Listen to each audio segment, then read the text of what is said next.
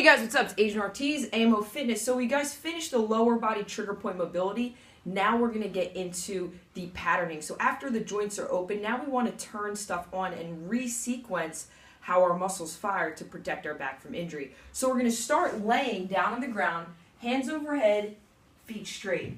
I'm going to lift my shoulder and my foot about 6 inches. Right away, that should turn on the core on the right side.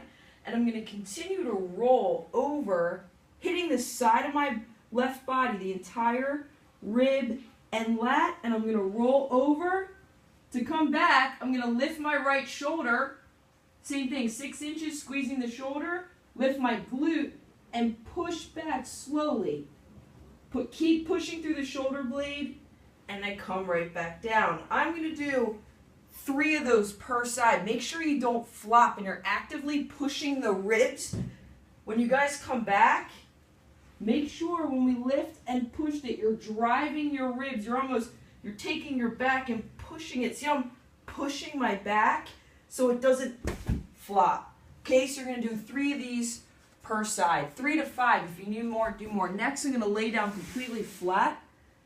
I'm going to drive my elbow and my hip up using my oblique and then coming back down. That's 1 rep.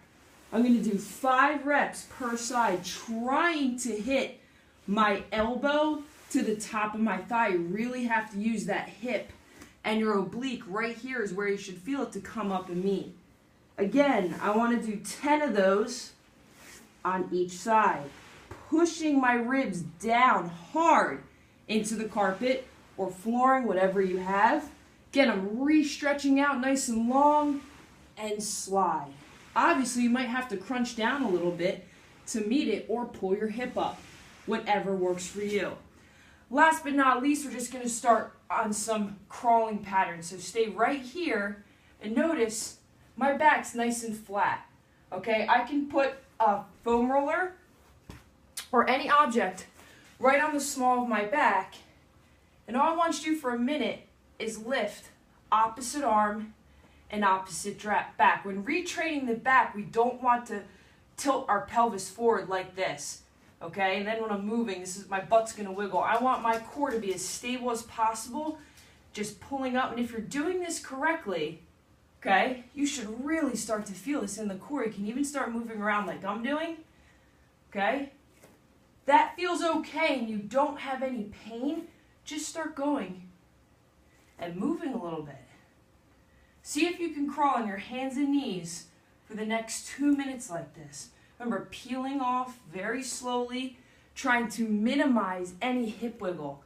So we want to go slow, keeping the wrists right underneath the shoulders, and everything should land at the same time. Very small. If you notice, my hands and my wrists touch at the same time. Okay? I'm keeping my knees apart, my shoulders apart, my hands are slightly externally rotated. So again, we want to do this. This is a great strength and conditioning drill for the core, for the shoulders. If you feel really strong, guys, you can start to elevate yourself. Just about maybe a couple reps while you're up. Again, make sure your back doesn't go here. You should have a curve in your upper back and your lower back. Man, whew, do you really start feeling this in the core?